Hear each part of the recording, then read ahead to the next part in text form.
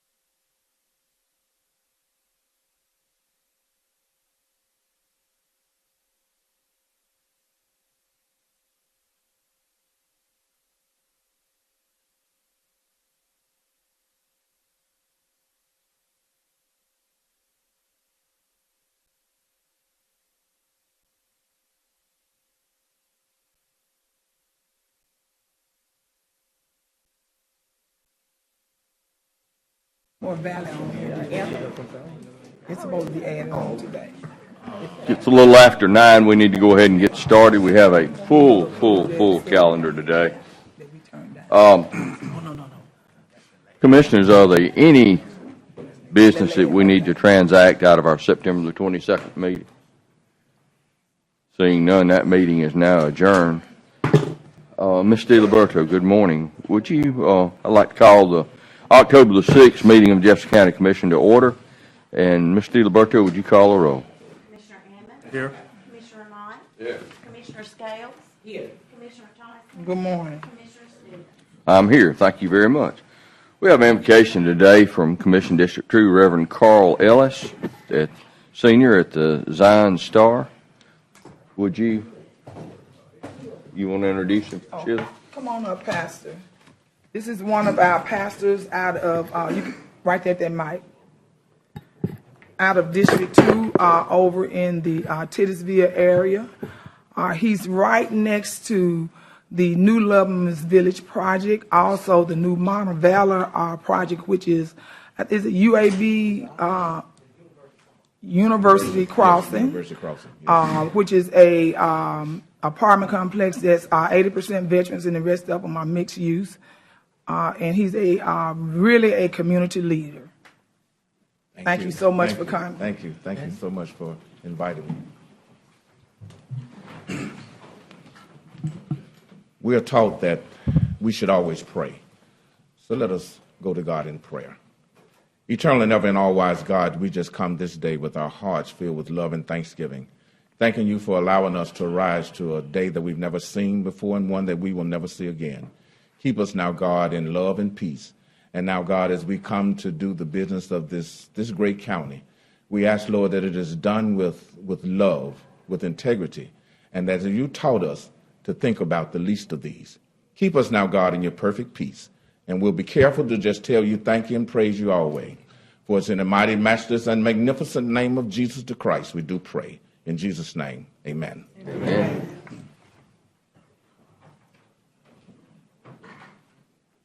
Allegiance to the flag of the United States of America and to the republic for which it stands, one nation, under God, indivisible, with liberty and justice for all.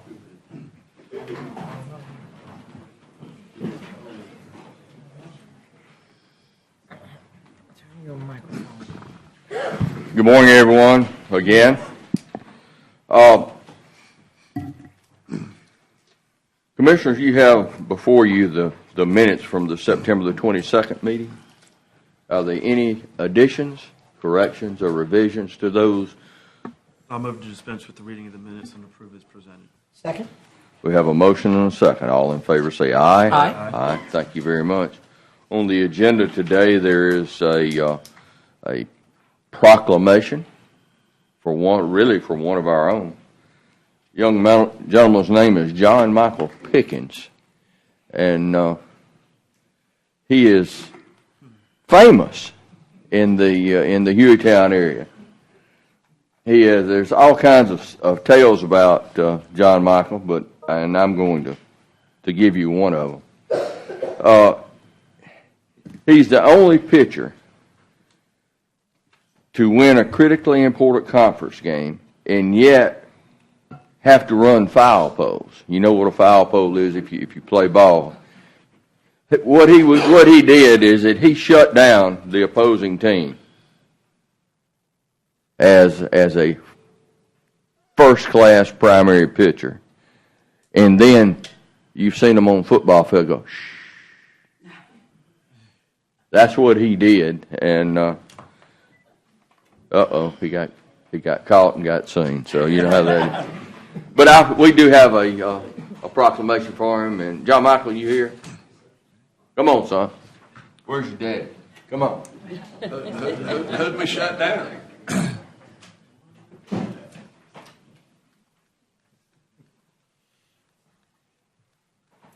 Now I'm going to present this to you. A lot bigger than And never mind. All right, let's look at this. This is the proclamation. And I'm going to paraphrase this because this done so much, it's 2 pages long. Whereas John Michael Pickens was born to Michael and Tammy Pickens. Come on, Mom. You want to come up? On the 6th day of December, 2004, in Hueytown, Alabama.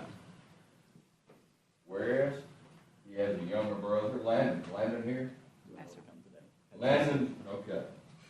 Whereas John Michael started his love for baseball. Well, let's do it this way so everybody can see. Yeah. At the age of 3 years old. You are a professional now. Whereas John Michael was a member of the Hueytown Middle School baseball team, who were conference champions from the year 2017 and the year 2019. So you've been on 2 championship middle school teams. Whereas John Michael Pickens has been a member and a pitcher of the Hueytown High School baseball team since 2019. Whereas the Hueytown High School baseball team finished the season 28-12, which is a pretty good record in baseball. John Michael has a starting pitcher for the Golden Gophers, and a record of 8-2, and also was 4 for 4 in save opportunities. That's probably as much as important as that 18-2 record. Whereas John Michael was a starting pitcher for the Golden Gophers with a record of 8-2, and had those 4 save opportunities, and he faced 228 batters while allowing only 7 runs. Joe, you can appreciate that one. That's quite a feat. John Michael had 103 strikeouts for the season and an earned run average of .831. That's less than 1 run.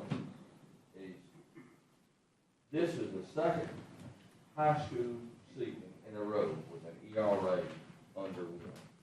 Wow. Impressive. There you go.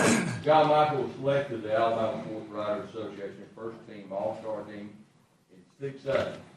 Only 17 other Golden Gophers have reached this honor, and most of those are playing in the major leagues. So I just teach you now, so I've got a little insight into this. Where John Michael also selected for the Jefferson County School Coaches Association Pitcher of the Year. John Michael is the first Hueytown player to be awarded the Jefferson County Schools Coaches Association Pitcher of the Year. Congratulations. Now, be it therefore resolved by the recommendation of Jimmy Stevens and the Jefferson County Commission, the state of Alabama recognize and congratulate John Michael Pickens on your achievement. This is an honor to recognize you in this way, son, and we're proud to call you and your family members of our Jefferson County family.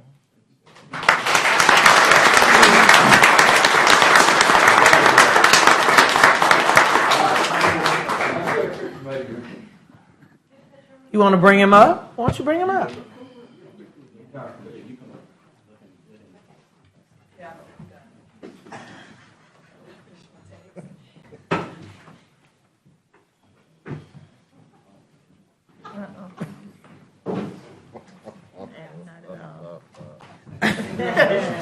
Stop, Joe.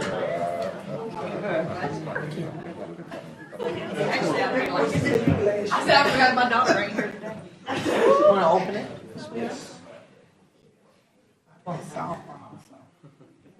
All right, we ready? 1, 2, 3. Awesome. This is great. That's why we don't have.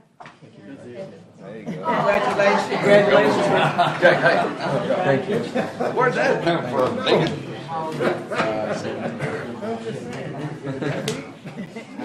Now there, you know it's dangerous. Oh, no. That was good. I feel like I'm being a Right there. I was going to say something. Right here. And then my right there. Can you get up to the microphone? Go to the microphone. Oh, wait a minute. Oh, you want to talk? Ms. Rowe, Bag up, Ms. Rowe. Wait, let him- we're going to save your presentation for last. We have a lot of zoning cases going there. And hold on just one second. All right, go ahead. Go ahead, John Michael. So I wanted to say, first of all, good morning. And I am very, very excited. I had to ask you how old you were, and you had to think about it. So when you're young, it's amazing. You got to think about it. But every time we have a student to come before this body, I'm always excited because I know the next generation. I call you all the Joshua generation, that you'll be able to see the grasshoppers and everybody else, but you're going to take it by force, you know? So I just want to tell you how proud I am. I know your dad and your mom is real excited. She was trying to hold on to that camera, and so when the president told her to come on around, she didn't know what to do with herself. So make sure you get with Helen so you can get those photos. But we're very proud of you, and so keep up the great work that you're doing. I always say that people, they always applaud the winners, but you're a winner because you declare yourself a winner first. So congratulations. We're really excited for you, excited for your family. Hopefully you'll get your scholarship, right? And you will be in academia first and then be a sportsman second. But we're going to ride on the sportsman part of it if we have to. So congratulations, okay? Thank you. Thank you. I have a couple of questions, sir. Yes, sir. Where are you going to college? Shelton. I'm going to Shelton State. Okay. And this evening, if you had to face Aaron Judge, would he get number 63 off of you? Absolutely not. All right. That's what I'm talking about. It's the quick wrist. It's that quick wrist thing. Thank you, son. Thank you very much. Commissioners, we have 5 zoning cases. 4 show no opposition. Case Z220042 is the one that is going to require the majority of the time. So I would like to hold that one for the last. Okay. And go ahead and with 43, 44, 47, and 50. Is there anyone? Yeah, I'm bringing folks out here now. Is there anyone in the audience who would like to speak in opposition to any of those cases that I just issued? Thank you, Pastor. Okay, I see none, so we're going to go ahead and present all of these cases individually, but I just wanted to make sure that we were doing this the right way. Michael, Z220043, A and LR properties request a change from a C1 to an A1 to an R5B mobile home park. Go ahead. Yes, sir. Good morning, Commissioners. You'll see here on the aerial and zoning map, there's an existing mobile home park that was established here in the mid to late 1960s prior to the establishment of a specific zoning district for mobile home parks. They've attempted to pull out some permits. We've had to put the hold on that because what they're doing is replacing mobile homes that were there, which jeopardizes the non-conforming status. So this is just to bring the property into compliance. They have received some variances to bless certain non-conforming things around it. We've had a BZA hearing, we had a planning and zoning hearing, and there have been no opposition to show even till today. Like to open a public hearing for Z220043. Is there anyone in the audience speaking in favor of or in opposition to this particular zoning issue? Hearing none, the public hearing is closed. Move the item. Second. Item's been moved and seconded. All in favor say aye. Aye. Thank you very much. Next is case Z220044, Deborah J. Hall, owner, and Matthew Horsley, agents, request a change in zoning from I3 to A1 for residential use. Yes, sir. We've seen several cases like this in this particular area in North Jefferson County, where we have a lot of property, old legacy industrial property that's turning over into large residential properties. This is just a request to change the zoning so that they could build a house on this residence, or a house on this property. I would like to open a public hearing on Z220044. Is there anyone in the audience speaking in favor of or in opposition to this particular issue?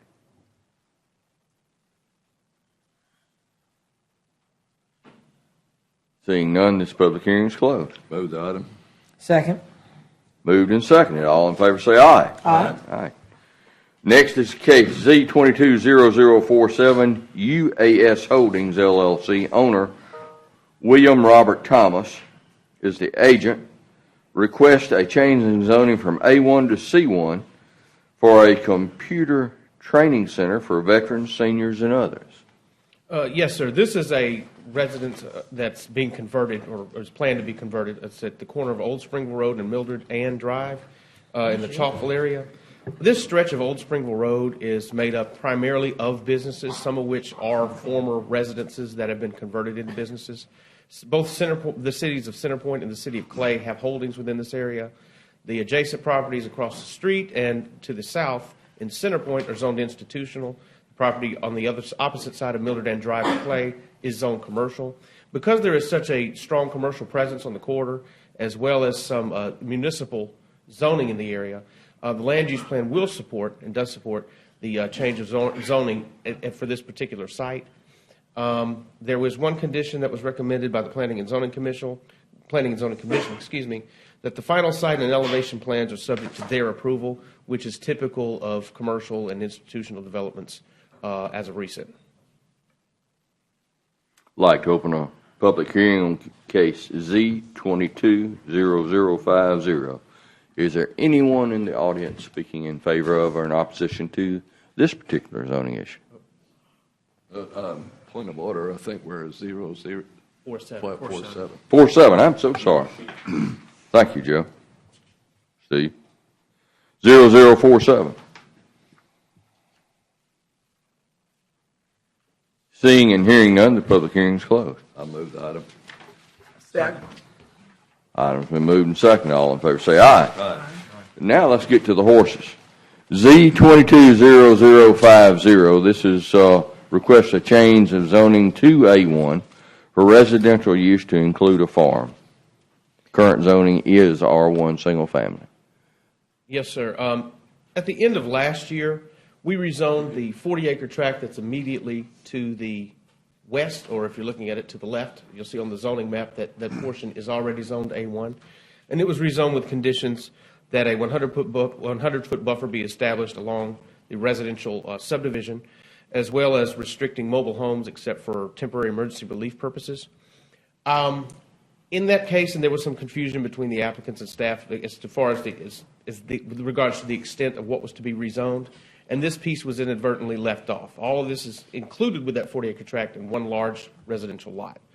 I know it was a question Tuesday at committee hearing, and I got an email response from the applicant stating the exact use of the property, what he planned on doing. He said, let's see, he wants to build his forever home, and he's okay with the 2 covenant restrictions, and he would adhere to those. He has no plans to put livestock on the property at this time, but he does plan on using this for hay farming, which would technically require A1 zoning. Again, the Planning and Zoning Commission recommended the same covenants as the previous case. There was some opposition at the Planning and Zoning Commission hearing who had some concerns about the introduction of agricultural use onto the property itself. And this rezoning does comply with the policies of the land use plan in the area. That other 40 acres is zoned A1. Correct. And I will note, too, that there's a large portion of that property, and you can see it on the faintly on the map there, the sort of turquoise green shading, that's floodplain. So that 40-acre tract has a lot of floodplain on it, which, again, grazing agricultural uses are sort of ideal for those flood-prone properties. This time I'd like to open a public hearing on case Z220050. Anyone in the audience speak on this particular issue? Yes, ma'am? You are for. Okay, that's. Is there anyone in the audience speaking against this? And probably we need to state your name and address for the record.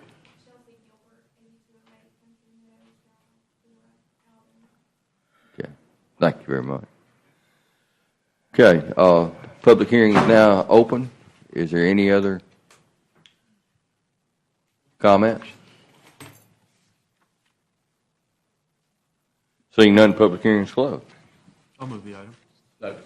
Item's been moved and seconded. All in favor say aye. Aye. Thank you very much. Now,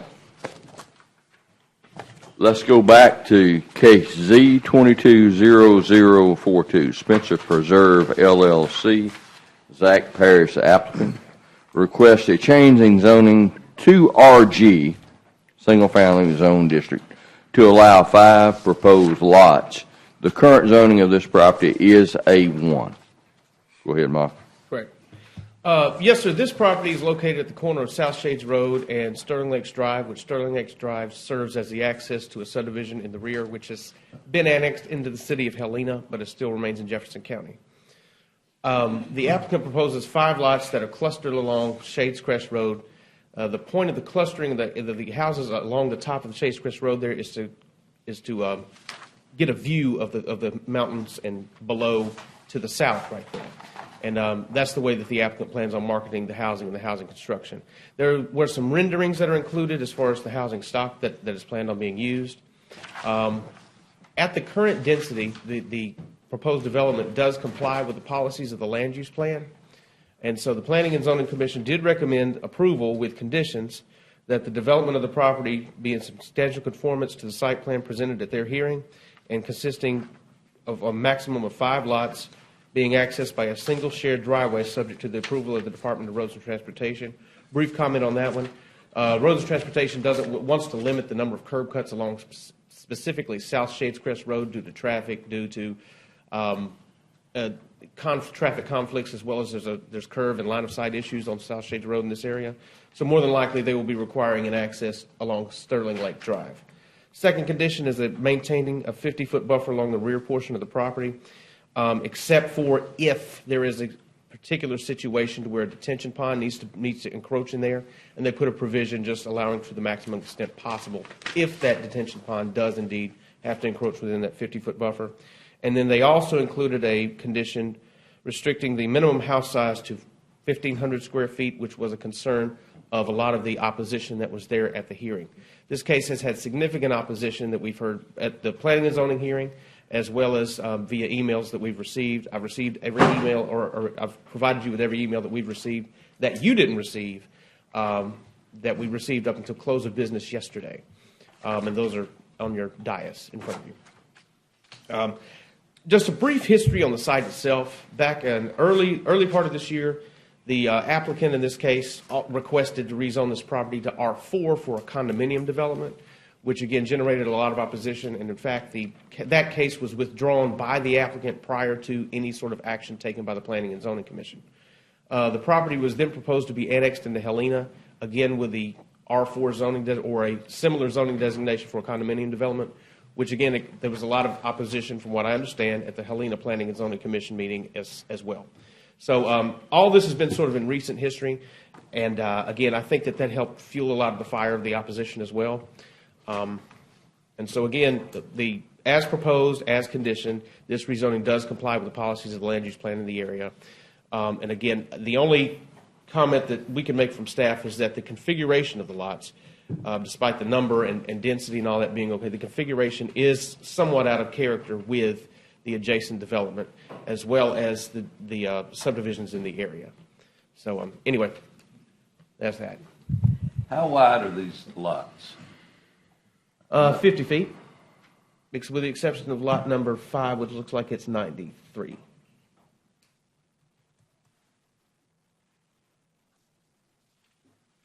I mean, they're pretty deep, but yes, my gosh, you're lining them up side by side. Right, and again, the hope is just to maximize the amount of development that could take advantage of that view at the top of the hill. And I see the photographs of the pictures of the proposed houses. They're very nice, except they look like they're on a half-acre lot. Right. On the picture, so, you know, how much space in between the houses? It has to be 10 feet outside wall to outside wall. Jiminy Cricket. That's what's required. So in if you're RT in your zone. house and you say, "Hey, baby, come here," you know, you're gonna get answers from 2 different. Yes, sir. That's correct. Okay. Thank you, Mike. Like to open a public hearing for case Z220042. Is there anyone in this audience in favor of this particular issue? I don't know if you're asking me to speak or not. I'm Joey Miller, MTTR Engineers. Joey, I don't know that you... I'm representing Zach Parrish. I'm the civil engineer and land surveyor for the project. And I appreciate you coming. Why did you not sign in to speak? Well, I didn't know I was supposed to sign in. Sorry. Okay. State your name. Yes, sir. and your address and your intention, whether you're for or against. Excuse me. Joey Miller, MTTR Engineers, 3 River Chase Ridge, Hoover, 35244. Like I said, I'm a civil engineer and land surveyor for the case, and I'll be glad to answer any questions y'all might have as far as engineering or use. Any questions for Mr. Miller? Mr. Miller, how does this one driveway for 5 houses work? Well, it's actually 2 driveways, sir. There's, if you look, see where it says Sterling Lakes Drive? I can't. Well, I know, it's hard to see it. I've got a paper, because I can't see PDFs either. But it's a joint use driveway.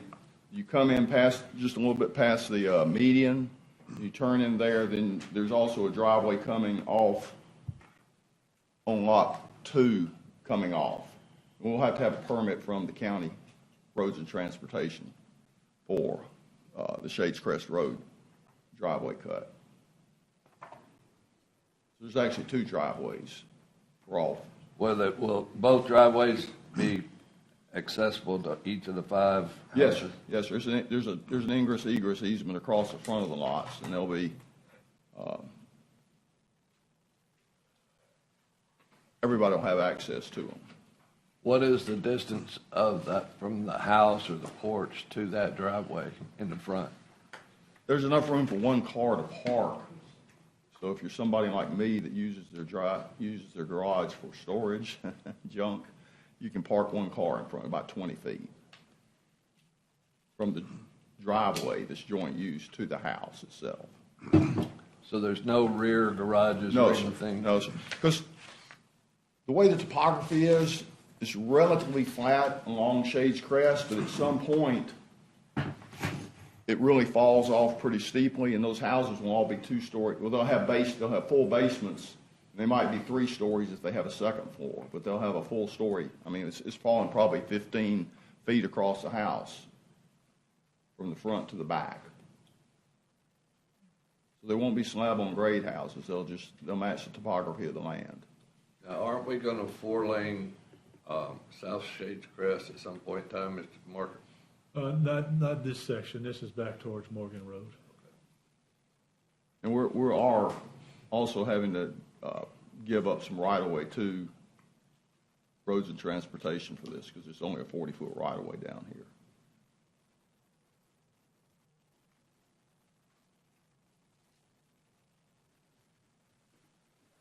Any other questions for Mr. Miller? Thank you, Mr. Miller. Okay, we have 3 people that are scheduled to speak against this. Let's begin with Terry McElroy. Terry, are you here?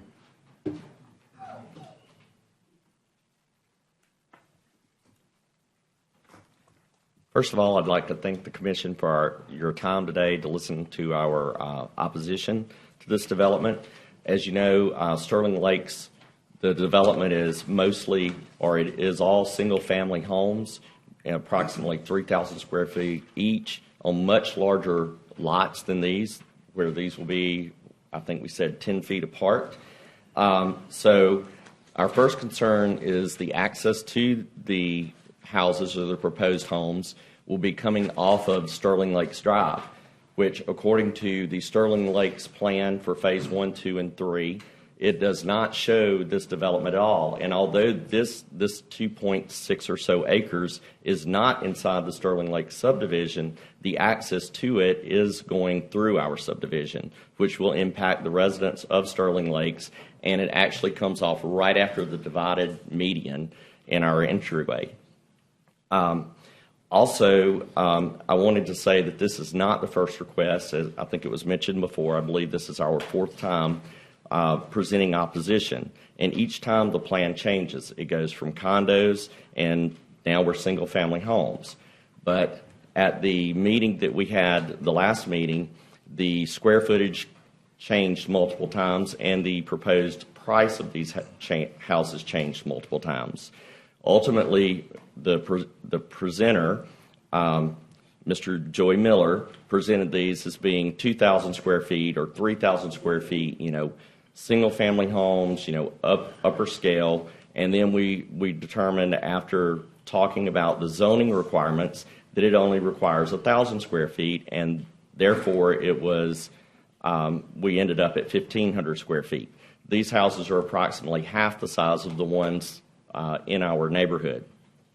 We do have subdivision documents and a HOA registered in Jefferson County and Shelby County, and each of the property owners that purchased in this subdivision had an expectation of our values remaining where they are for like homes being built in the area.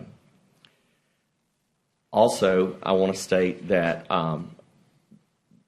the proposals have been presented under multiple different names, and we feel like that is because, for whatever reason, we were trying to slide under the radar on this change. But my concern is what precedent does it set for this development for these 5 homes? Because Mr. Parrish owns much more land than this 2.6 acres. He owns tracts of lands that are included in phase 2 and 3 of Sterling Lakes, and possibly land adjacent to Sterling Lakes. So my main concern is if we start to build these smaller houses 10 feet apart at the entryway to our subdivision, what does that mean for the other large tracts of land that Mr. Parrish owns and may want to develop in the future? Thank you for your time. Thank you. Can I ask him some questions? Sure. Commissioner Adams. I'm sorry, could you come back up? I just have some questions that you may be able to answer, and if anybody else feels the same way, I think it's pertinent. Looking on Google Earth, seeing when you come in the median is that your clubhouse for the subdivision? Mr. Parrish bought the clubhouse, I believe, out of bankruptcy or it was bank owned at the time. So he actually owns that and is not accessible by our subdivision. He uses it for private use. I believe he may rent it out occasionally for other people as well. Okay. And this may be a question for you or for Michael. Is there any other subdivisions in the area that are RG or smaller homes? Not in the immediate vicinity that I can recall. So the adjacent zoning from Helena. That adjacent zoning, that subdivision was actually developed in the unincorporated county, or began in the unincorporated county, was annexed into Helena. Okay. But when it was in the unincorporated county, it was on the R1. Okay. All right. Thank you. I appreciate it. Thanks. Thank you, Mr. McElroy. Next up is Anita Fullerton. Anita, would you like to speak? I don't have much to say, just... Please come up to the microphone. Good morning. If you'll state your name and your address, please. Okay. Anita Fullerton. It's 7836 Saddlewood Drive, just a block away. I'm concerned about traffic and the value of our homes going down. And yeah, that's mostly it. So. That's fine. Okay. Thank you. Did the buses run up in there? Yes. Okay. Next we have, is this LaShonda? Ms. Well, please come up. Good morning. Good morning. I'm LaShonda Wallace, 8565 Shady Trail, and I'm a new resident of Timberlake, and I absolutely love my division and the people there. My concern is my children and the capacity of the schools. When we have these babies that do, if this does follow through, where are we going to go for the schools? Because our schools are already overcrowded. So that's one of my concerns, as well as, I'm a little nervous, so excuse me. Another concern that I have is the value of our home. You know, my husband works hard for my family, so to see something that we have put so much energy in, to have a culture, a community that wouldn't put that same effort in is a little heartbreaking. So that would be my concern. Thank you. Thank you. Don't be nervous. You good. No, she's Did well. Is there anyone else that speak? Yes. I did not sign in, sir. I did not know Please come up and state your name and your address, please. My name is Stephen Shanks. I live at 504 Sterling Lakes Way in Helena, Alabama, 35022. I am speaking against the proposal. Lot 47 there is my home. I was the first owner in Sterling Lakes in '06, I believe that was. I think one of the main concerns here is that one of our concerns is the access. I'm seeing this map for the first time with the access to these 5 lots through our entranceway, and he spoke of a second entrance out onto Shadescrest, which, if I heard people right here in this meeting, seems to be, that could be problematic. Our homeowners agreement, our homeowners association and its covenants, I think that would be, that access through our entranceway would be in violation of that agreement.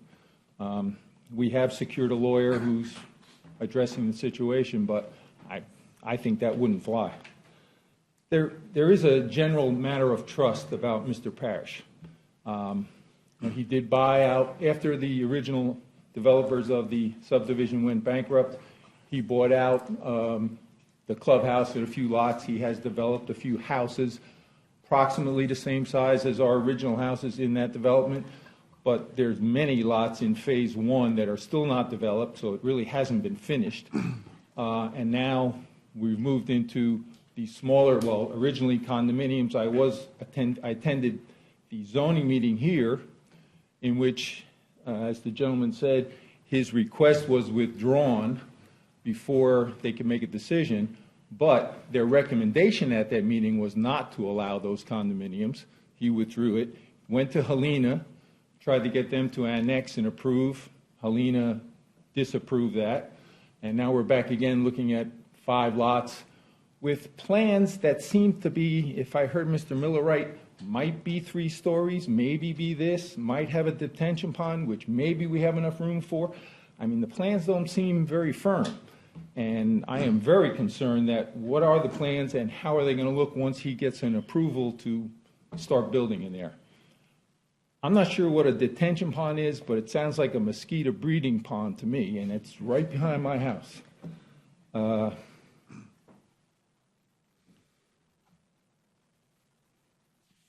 agree with Terry that, these applications that we've been looking at have come through different applicants, different names, different corporations. The homeowners who live in the development now, in the homes that Zach built, have problems. They don't speak highly of Mr. Parrish or how they were dealt with. So, again, it's just a matter of trust about this situation. And I think that basically covers it. Thank you very much. Is there anyone else? 4? Come on up. I apologize, I wasn't aware to sign in. I'm the applicant, Zach Parrish, 8673 Lake Drive, Bessemer, Alabama, 35022. As to the matter of trust, I really don't know how to address that. Most of the opposition do not know me as far as the homes that I've built in the community. There's no known problems outstanding that I've got any notice of. I think this is just a tactic because they don't like my proposal, and that's okay. I live in the area. My personal home is about 2.5 miles from here. I'm proposing luxury, nice homes due to the demand that's coming to the western area, the hospital and the other growth we see, that I think should be able to take advantage of these views and the location in the area. So that's the purpose behind my proposal. I do intend to build a very similar structure to what we provided. We haven't gone through the full planning phase yet because we wanted to have this behind us first and know that we could pursue this project. With respect to the clubhouse and the community, I don't own any additional lots in Sterling Lakes. I own property behind it.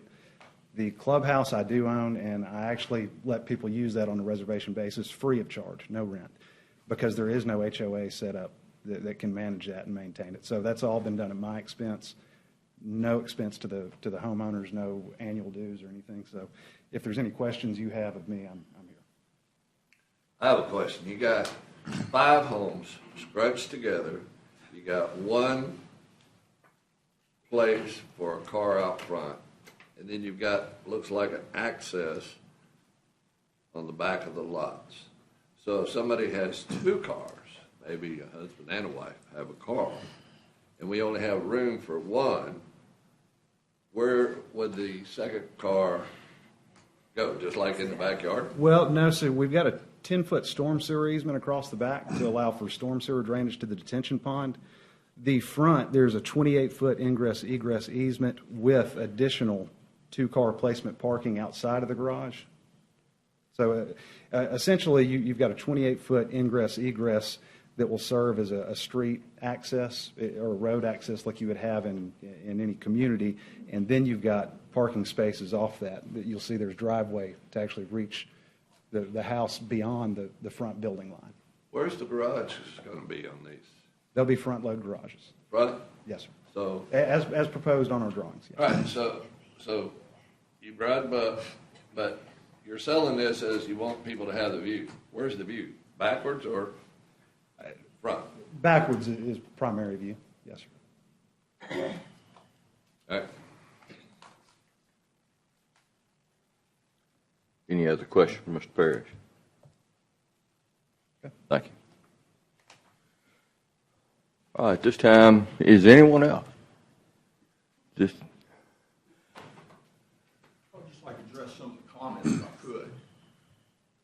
Sterling Lake Drive is a public right-of-way. The HOA has no control over that right-of-way. It's the city of Helena Street, and we would have to get a driveway permit from the city of Helena, but it is not under the auspices. It's not a private drive. It's a public road, and we have one curb cut on Shades Crest Road and one curb cut on Sterling Lakes Drive. No matter what happens at this meeting, we will have access, one curb cut on Shades Crest Drive. It's not a denied access. I mean, so we're within our rights to ask for one driveway. And in my view, from a traffic standpoint, it's better to have two driveways, one off Sterling Lakes and one off Shades Crest Drive. As far as detention, somebody asked, they didn't know what it was. The idea is you mitigate the stormwater so it matches the runoff as it is now. It doesn't increase the runoff downstream. That's fairly standard and it's fairly common in a residential subdivision. And at what point will you give up your ability to maintain the detention pond? Well, the homeowners, there'll have to be a homeowners association that maintains it. The county doesn't do it anymore. At one time, they would just, do a detention pond and that would be it. But there's actually a set of regulations that you have to go by. In a homeowners association, they would have to have a maintenance agreement, have it inspected yearly to make sure it's functioning properly, and have dues to maintain it properly. So that's all part of this. Okay, on that second ingress and egress driveway, if you're... Now, you're talking about off Shades Crest? No, sir. No, off Sterling Lake? Yes, sir. Okay. All right. Is there a median in Sterling Lake? Yes, sir. So it'd be a right turn only coming out of there, and you'd have to go up, U-turn, and come back out to access Shades Crest? The way I envision seeing the way this would work is if you're coming home, you'd turn right on the Sterling Lakes and then turn right into the driveway and come in and go to your house. If you leave, you would go out and turn right or turn left and go out Shades Crest, depending on which way you're going to go.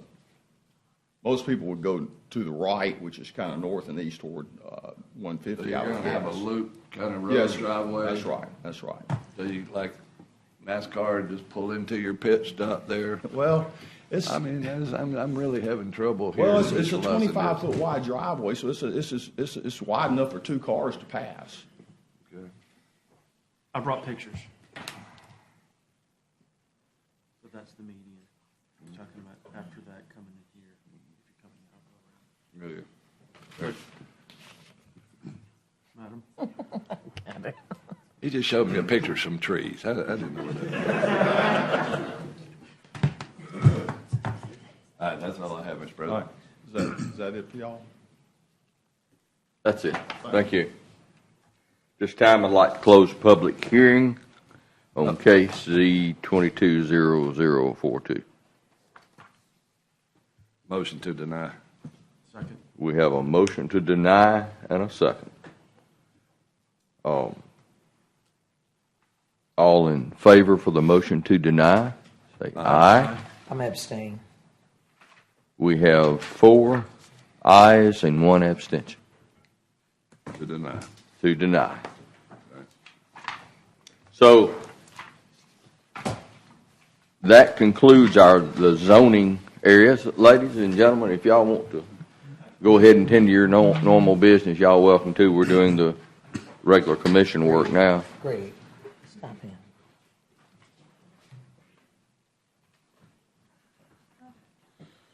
Commissioners, you have before you 30 resolutions that were properly vetted in our committee meeting on Tuesday. Is there any particular item that appears on the agenda that you would like to pull for separate vote or consideration? I'll move 1 through 30. Second. We have a motion and a second for 1 through 30. All in favor say aye. Aye. Aye. Thank you very much. We have one item that has been asked to be considered by Commissioner Tyson. It is a presentation, which I don't really believe did. What are we presenting? Ms.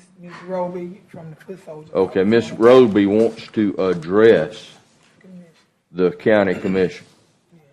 Ms. Roby, can you come up, please? Let me clarify. Just say, Ms. Roby, it's good to see you today. Pleasure. Normally, we do not accept public comment for the county commission. It is not addressed anywhere in our rules and regulations. Okay. Normally, a presentation that we have would be before a fact. And what we've done is that Commissioner Tyson presented a resolution for the county commission to consider Saturday voting or Saturday absentee voting. That is not true. I presented to open the doors. I didn't say Saturday voting. I wanted you to open the courthouse doors. That's a difference. And it was denied. So I want you to understand that I believe that, and it'd be up to the pleasure of the commission to whether we hear it or not. But at the same time, I understand that it is moot that this was addressed, and we'll go forward from there. County Attorney, did I state that appropriately? No, he did not. Because I didn't ask them to approve Saturday voting. I asked them to approve opening the doors of the courthouse. And those are two different things. So what you have, as I understand, is that there was an item before the commission to open the courthouse, which is the only purview that the county commission has relative to the election process. So I want to make sure that if we're stating that this is clear, that there is no authority, the election commission, the clerk's offices, those are the folks that have the authority to deal with anything that is voting. So I want to make sure that is clear, that the only thing that was before this commission is the only thing this commission has relative to voting. The absentee process would be the opening and closing of the courthouse. Absolutely. So any issues relative to Saturday voting or the ability to do that is not something that is in the purview of the county commission. Absolutely. So I just want to make sure that that's clear, that everybody understands that there is nothing that this commission can do relative to the voting process. Absolutely. So just want to make sure that is clear. So that is what was before the commission. Generally, again, our rules of order and procedure do not have any provision for public speaking.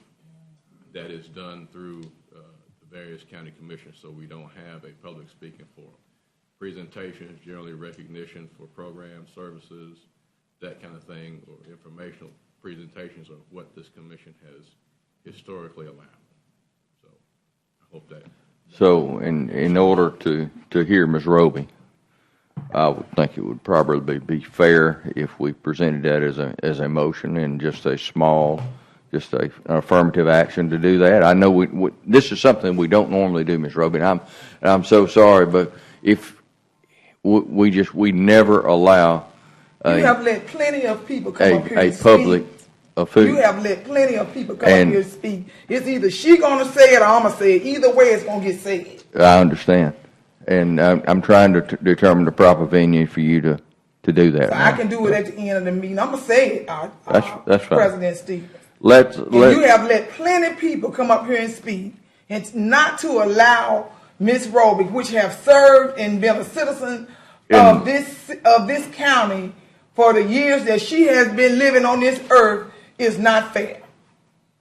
Chair will entertain a Taking motion. 2 minutes is not going to hurt this Chair commission. will entertain a motion to consider. Ms. Roby, would you like to make that motion?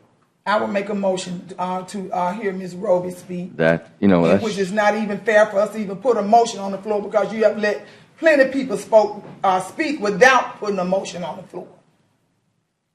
And I'm going to remind you the next time we do it.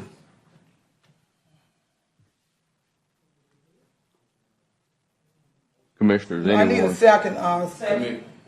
We have a motion and a second. A presentation or a motion to speak? That's what I'm having trouble with. A presentation. A 2-minute presentation. And we do it all the time. A motion to speak is not appropriate. I understand.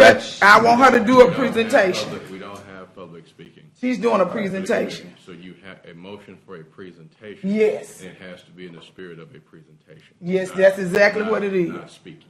It's a presentation. I got the paperwork. And the presentation will be to present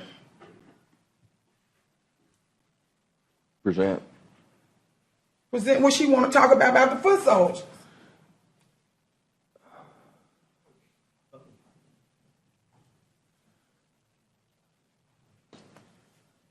Gentlemen? She's gone now. This is highly, highly unusual. For us to do a presentation. For us to do something For us to do a presentation when you just got through doing one. I did do one. Yes, and people add on to do presentations every meeting on Thursdays. So this is uncommon. When I can go back in the record, Millie can go back and read off the minutes where we have done it this year at least 10 to 15 times. But this time is a problem. I'm not trying to make a big ordeal out of this. You making one out of it. Let the lady speak. She can get her stuff and go on about her business. Ms. Roby, present this, please, and in the manner of a presentation, because we do not want to set a precedent that we are allowing individuals to come address the commission. Okay? This is a presentation, and please come take the microphone. Good morning. Point of order. Good morning. I just want to we have a motion and a second. We need a vote. All in favor say aye. Aye. Any opposed? Now proceed. Good morning again. Saturday voting in Alabama in 2020 was an overwhelming success. The following Alabama counties had Saturday voting in 2020 general election. It was Jefferson County, Montgomery County, Hale County, Sumpton County, Perry County, Wilcox County, Greene County, and Dallas County. Jefferson County saw the following numbers. In the Birmingham Division, there were 34,505 total absentee ballot cast. It was 1,833 total cast on Saturday. We had Saturday voting on October the 17th. There were 754 absentee person ballots. And on October the 24th, there was 1,079 absentee in-person ballot cast. Saturday voting occurred on 2 Saturdays with the courthouse open on 4 hours per Saturday from 9 a.m. until 1 p.m. contributed to an increase of 5.6% more registered voters in the Birmingham division getting the chance to vote in person absentee. The Bessemer division had a total of 14,332 total absentee ballot cast, and there was 1,475 total votes cast during Saturday. Saturday voting on October the 17th in the Bessemer division was 651 absentee in person, and on October the 24th there was 824 absentee in person. Saturday voting in Bessemer division saw an increase of 11.5%, more voters getting the opportunity to vote in person absentee. Saturday voting allowed workers who couldn't get off work Monday through Friday a chance to vote. It also allows students who attended school outside of the county opportunities to return home for the weekend and vote. Elderly registered voters could get rides to the courthouse to vote in person absentee. And I think that would be good for if we could have the courthouse open on Saturdays at least twice a month before the election. Thank you, ma'am. Commissioner Tosh. Yes. Thank you so much, Ms. Roby. I want to make this statement, and I mean this. This isn't nothing that I woke up in the morning, or I want to do Saturday voting. It's something to get elected into these seats. But it's how you serve once you get in these seats. I'm here to serve the people. And when people text me, I sent Commissioner Scales a text from a father that wanted his children in college to come and vote. Saturday voting provided an access for his children, 4 of them, to come back into Jefferson County and vote because they going to school and they working the other days. I have gotten several calls. I have gotten petitions from Ms. Roby, from NAACP, several organizations that wanted us to open this courthouse. This courthouse is open because of the taxpayers' dollars. These taxpayers pay these light bills, they pay our salary, they buy this furniture, they do everything in here for us. And for us for this body not to want to open the doors where security is already here, it's not a financial thing because they got the money. It's another underlying problem, the reason we are not opening these doors. Voter suppression is rapid here in the state of Alabama because that's the only reason I can see why these doors are not open. I sit on this commission, I try to work with all 4 of my commissioners and my colleagues that sit here. But I'm not going to sit up here and act like I don't have a problem with you turning a key, opening the doors, and letting the clerk set up her employees up here for the taxpayers that pay for this building to come in and vote. And I do have a problem with it. And I'm highly disappointed that the 21st century that this is still going on. It's still going on. We should know better. As a county commission, I thought we said we served the whole county. We serve everybody in all the districts. Don't just say it, do it. Don't just keep talking about what we do. Act like you do. I have served people in all of y'all districts in various ways, from utility assistance, food, taking them to the doctor. My staff is working themselves crazy trying to serve not only District 2, 1 through 5. And y'all and these employees know that we have. I'm taking calls from all of the districts. Me and Commissioner Scales get more calls coming into our office, overworking our staff, than any commission up here. about various things. And this voting Saturday is one of them. So all I'm saying, y'all say y'all ain't gonna do it, okay? But I just wanted you to know how I feel, and the public need to know exactly what's going on. And that's the end of my statement. Thank you, Commissioner. Mr. President? Yes, ma'am. As we indicated on Tuesday, if there is a need for there to be a law change, Mr. President, that this commission would seek to make sure that we are getting with our lobbyists so that they can allow that to happen. We do understand that we're in a different climate now. I know that was what was mentioned during the committee meeting. But what I hope that we'll get to, Mr. President, is where all of us, all five of us, will be in a posture where we can be able to have a law in place, follow the law, and we believe that it will be very advantageous to all stakeholders within the Jefferson County proper.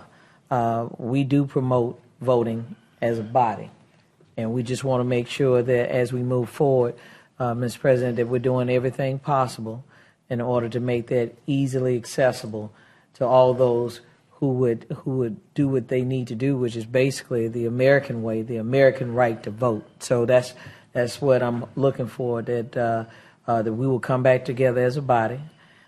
We will prepare as a body a legislative agenda that will include the ability for Saturday voting and making the courthouses accessible to those persons that are in Jefferson County that need that additional time period in order to be able to exercise their right to vote.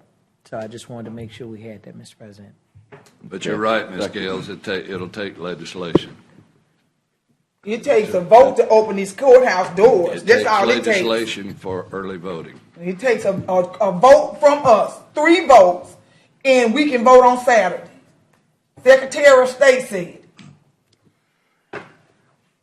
You know, there were certain conditions that required the commission take action because of the COVID crisis. The COVID crisis is now, knock on wood, behind us. No, it's not. The serious illnesses are behind us. Say that to the families that died yesterday. Pandemic is finished. Tell the people who died yesterday from COVID that it's over with. President Tell Biden to my neighbor, mama that died last night, that it's over. Said that we should try to get back to normal. That COVID is over. The special circumstances that existed in the height of the pandemic required altering the normal practice of what we do. And we did. We accommodated all citizens of Jefferson County so they would be able to vote. We utilized that, and now let's get back to a sense of normalcy. The same conditions exist today that existed in every election prior to COVID. Everyone in Jefferson County has the same access to voting. Everyone in Jefferson County, regardless of race, creed, background, they can all go and vote. And those of you who are attending college out and want to vote, utilize your mail-in ballots. They're there. They're the ability to use. Saturday voting is going to require a legislative act. And it will require something that this commission cannot do. Saturday voting is not absentee voting. That is not what I'm asking you to do. And, I asked you to open and the what courthouse. we have I'm not now, asking you to do Saturday vote. You can put all these words the way you want to do it, President Stevens. We asked you to open the courthouse doors. No one asked you to vote for Saturday, so you can do that for the media and try to switch the thing around. You're wrong, and you know you are. Stop playing games with these citizens. Didn't nobody ask you to do Saturday vote, and we asked you to open the courthouse doors. We can't tell nobody to do Saturday vote, but you can vote and tell them that the security guard to open the courthouse doors, and that's what we asked. all this rigmarole you talking about, COVID and all that, and fair access. We ain't never had fair access to vote. Not ever. So I don't want to hear that. You would think it's fair because you can go vote everywhere and the polling boxes are walking distance from your house. So don't get me started talking about that.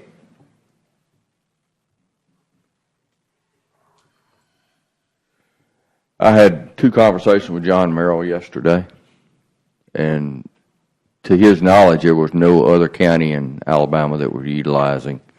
We ain't got nothing to do with those counties. He gave us permission. I talked with Judge Jim Naftel. He said there was the head election official. He said there was no need for it. All of this was done, and this particular issue was properly vetted in committee and was failed to reach the agenda. This becomes a point of contention for not just the county commission, but for the community. And fully understand that. Is there anyone else who'd like to speak to any other commissioners? Commissioner Knight, our 2 ladies have spoken. No, I was going to talk about something else, but we'll. All right, let's talk about something else. I got a town hall we need to put this meeting. one up. I have a town hall meeting on October the 17th at 6 p.m. at Shady Grove Baptist Church, 2600 Fairfax Avenue, Bessemer, Alabama. We will be talking about the roads, transportation, and environmental services. Okay, great. That's what we do. Let's get out there and get that done. I just want to say there was a good article in the Birmingham Times about the 50 years of Cooper Green. Birmingham Times did a good job of doing the scenario and tracking the timetable and where it's going. I think it's going to be a very, very nice building as we get it up. Mr. President, also we need to make sure that citizens are aware about the next meeting, where it's going to be. Our next meeting will be in Bessemer at the courthouse down there. We will be in Judge Hopty's courtroom because the absentee voting is being done in our normal ceremonial courtroom. So we will have our committee meeting here and in our committee room, but the second meeting in October will be done at the city of Bessemer. That being said, let's go ahead and adjourn this meeting today. Thank you. We're not going to recess it? No. Okay.